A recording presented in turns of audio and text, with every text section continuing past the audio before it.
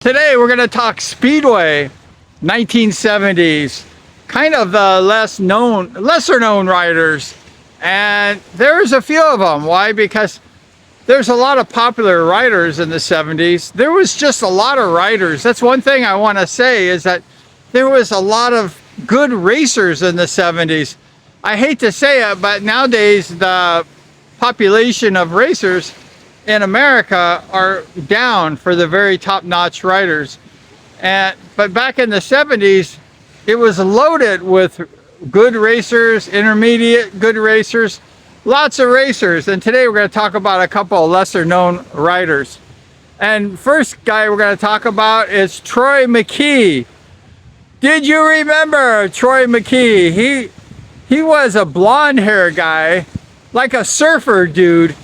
And he was a feisty little dude, and he won a few main events at Costa Mesa. He was a nice guy. You know, I met him as a little 12-year-old boy in the pits, and he just was always cool. And every time Troy McKee raced, I was rooting for that little dude. And I don't know if he's still alive today. I haven't heard anything about him as far as what's happening. But he was solid. And as they say, somebody's got to take second place, right? And Troy McKee probably had his share of second place finishes.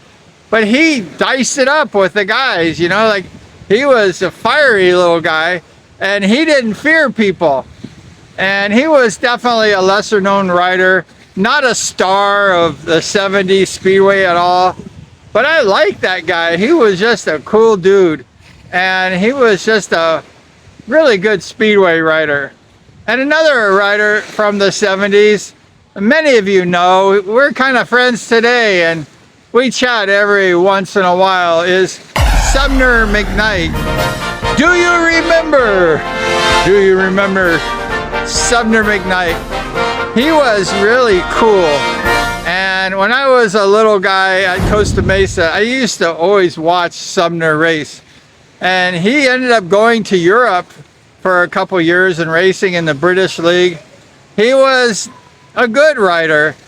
He wasn't a superstar, although his friends were superstars, like the Rocket, Rick Woods. He was friends with the Rocket, and they hung out a lot together, and they were good friends, Rick Woods and SUMNER McKNIGHT. And SUMNER was just a guy that, you know, you always heard his name when you were racing at the races at Speedway at Costa Mesa. And he was a really good rider, you know, just a solid, steady Division I rider. And like I say, I talked to SUMNER still today. He's living in like West Virginia or something.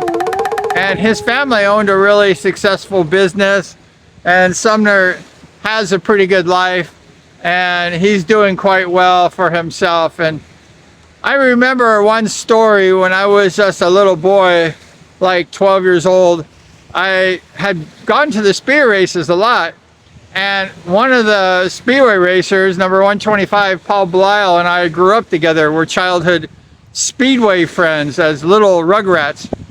And Paul told me, he said, you know, my sister has a boyfriend. His name is SUMNER McKNIGHT. And I said, oh, I know a Speedway rider named SUMNER McKNIGHT.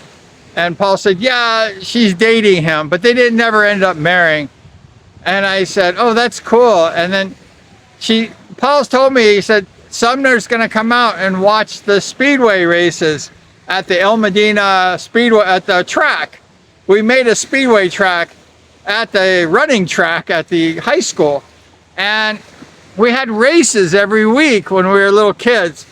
And I hate to sort of say it, but I was one of the top riders on bicycles. And I said to myself, I'm not going to lose that night. I'm going to win every race for SUMNER McKNIGHT. And I saw SUMNER walking across the football field from the old warehouse record store area. And I'm like, you know, that's SUMNER McKNIGHT. And he was watching the races. And he didn't know who I was, but I went ahead and raced really hard. He probably didn't even care, but I care. I won every race for Sumner McKnight. And I don't think he even remembered that, but it was exciting, you know, that I was able to race in front of a really good speedway rider. But Sumner was just one of those guys that kind of blended in. He wasn't a superstar. He wasn't a bad rider at all. He was a good rider, and he was one of those guys mixing it up with Bast and Woods and all the top riders of the day. And he had a few really good races too. But Sumner McKnight is definitely one of the riders that is a quiet rider. He's just a shy guy. Even to today, he doesn't really talk a lot. And he's a cool dude though. He's just really a nice guy. And just living a simple life. Just chilling like we all are chilling.